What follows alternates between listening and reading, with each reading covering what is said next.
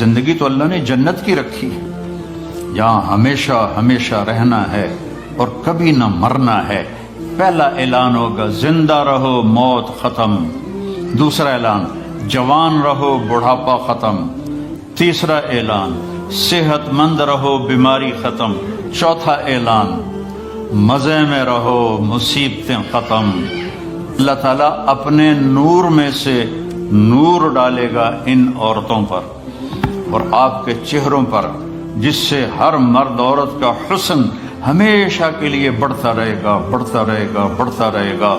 زندگی تو اللہ نے موت کے بعد رکھی ہے، ہماری چھٹی ہے موت، ہماری چھٹی ہے موت۔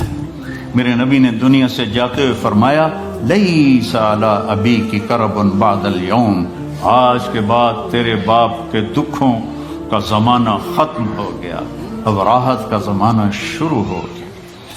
زندگی تو اللہ نے جنت کی رکھی ہے، یہاں ہمیشہ ہمیشہ رہنا ہے اور کبھی نہ مرنا ہے۔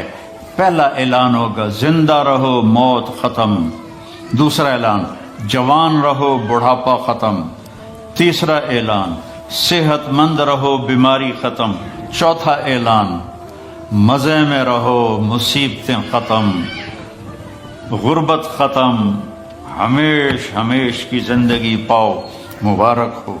اور اللہ تعالیٰ اپنے نور میں سے نور ڈالے گا ان عورتوں پر اور آپ کے چہروں پر، جس سے ہر مرد عورت کا حسن ہمیشہ کے لیے بڑھتا رہے گا، بڑھتا رہے گا، بڑھتا رہے گا۔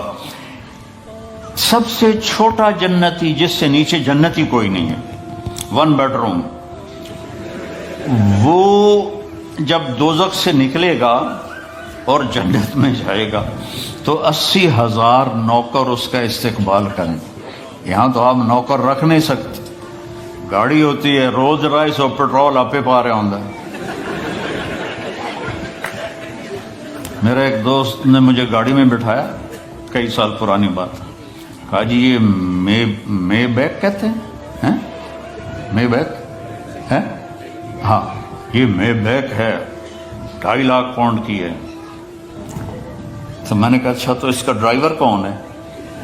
ان کا جی ڈرائیونگ تو ہم خود کرتے ہیں۔ میں نے کہا پھر ہماری سزوکی اچھی ہے، ہمارا ڈرائیور ہوتا ہے۔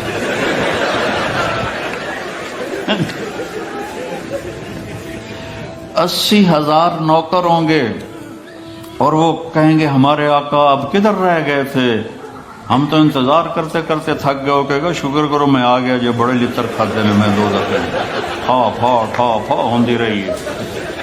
تو وہ پھر اس کو کھانا کھلائیں گے، پانی پلائیں گے، مزہ کرائیں گے، پھر کہیں گے اب آپ اپنے گھر والوں سے مل لیں۔ تو نوکر غائب ہو جائیں گے، سامنے سے پردہ ہٹے گا تو اس کی جنت کی بیوی بیٹھی ہوگی ایسے کر، تو اس کو جب دیکھے گا ایسے ہوگا، اور پھر یہ اس طرح نہ یوں دیکھے گا نہ یوں دیکھے گا نہ آنکھ جھپکے گا، ویندے ویندے 40 سال گزر جائیں گے۔ 40 سال، وہاں ٹائم کوئی نہیں دنیا کے لحاظ سے، میرے نبی بتا رہے ہیں 40 سال سے دیکھتا رہے اور مزہ لے رہا ہے، وہ بھی مزہ لے رہی ہے۔ ادھر 4 منٹ بیوی کو دیکھو کہے گی خیر ہے کی ہو گیا جناب نے، بیوی خامد کو لے کے دو کہے گی خیر تھا کی ہو گیا، کیوں ویکھی جانی۔ 40 سال اس کو صرف دیکھنے کا مزہ لے گا۔ تو زندگی تو اللہ نے موت کے بعد رکھی ہے، ہماری چھٹی ہے موت، ہماری چھٹی ہے موت۔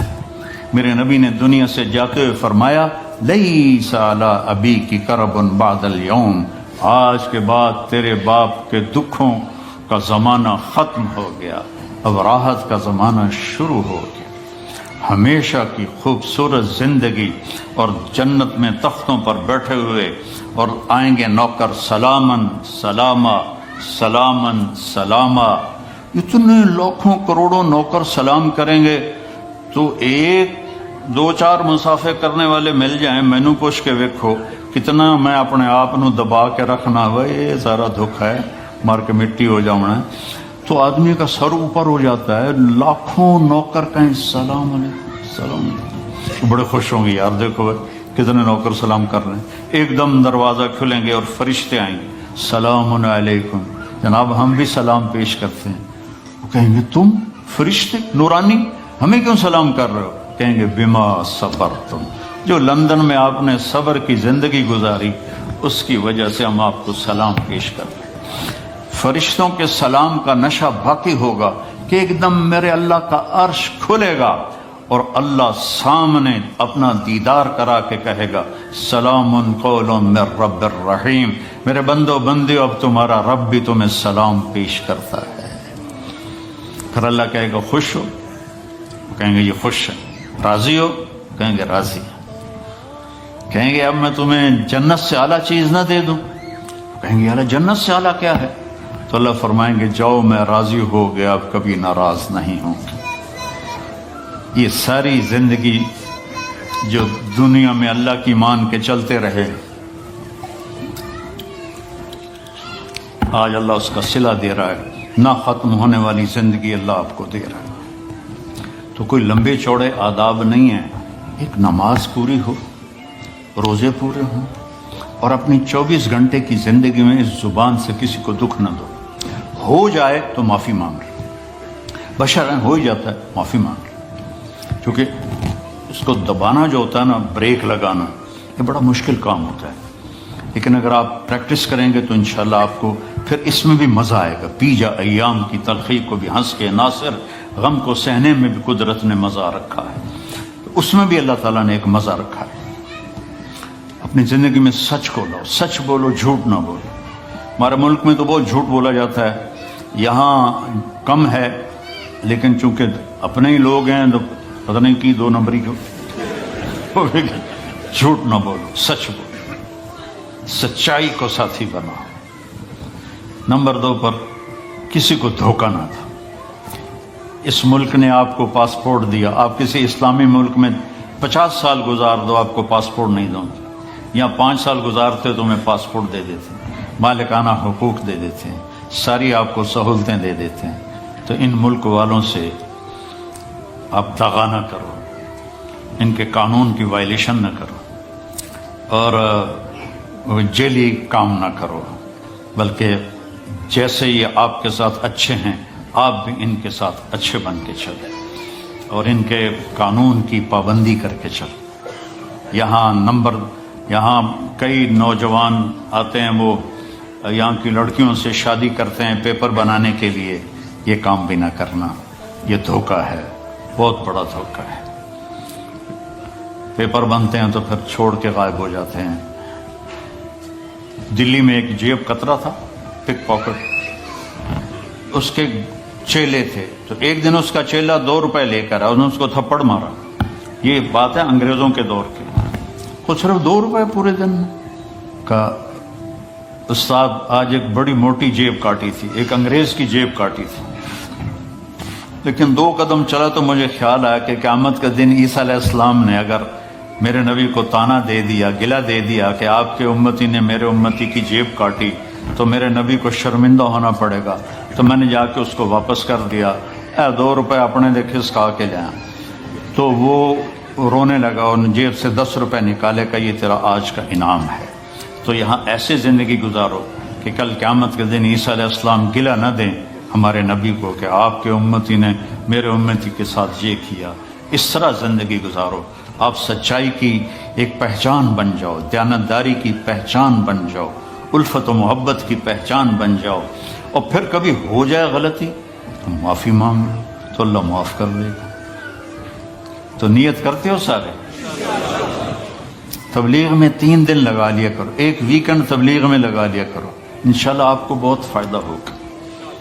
اور قرآن کے ساتھ کچھ وقت گزارا کرو، قرآن کے ساتھ کچھ وقت گزارا کرو.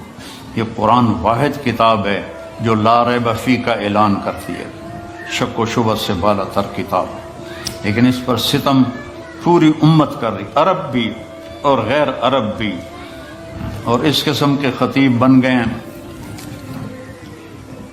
ہمارے وہاں ایک مولوی صاحب جمعے کی تقریر کر رہے تھے، یوسف علیہ السلام کا قصہ سنا رہے تھے کہ قرآن کے ساتھ جو حشر ہوتا ہے. جب یوسف علیہ السلام انہوں نے بھائیوں نے کھوئے سٹیا دے آواز آگے بھول گئی. آگے بھول گیا لَتُنَبِّئَنَّهُمْ بِأَمْرِهِمْ هَذَا، تو اس نے آواز آئی، لمبا کر کے یاد کر رہا ہے، نہیں یاد آیا، پھر اوے لوکو سن لو مولوی دا مسئلہ، پھر نہ آخیا جے مولوی نے دسیا نہیں۔ یوسف علیہ السلام انہوں نے پائیاں نے کھوئی سڑیا تو آواز آئی، پھر بھول گیا تو کہتا ہے آواز آئی، پھر بھول گیا، اس کہ ہوں تو کوئی نہ کچھ بولنا پوے گا، نہیں تو لتر پمن کے اوے لوکو مسئلہ سن لو، پھر نہ آخیا جے مولوی نے مسئلہ نہیں دسیا۔ جب یوسف علیہ السلام انہوں نے پائیاں نے کھوئی سڑیا تو آواز آئی کڑم۔ یہ قرآن کے ساتھ ہو، کچھ وقت قرآن کو دو، اپنے نبی کی زندگی پڑھو، غلطی ہو جائے معافی مانگنے میں جلدی کرو، کوئی آپ پر زیادتی کر جائے تو معاف کرنے میں جلدی کرو، تو انشاءاللہ ایمان پہ مر گئے تو موجی موجی۔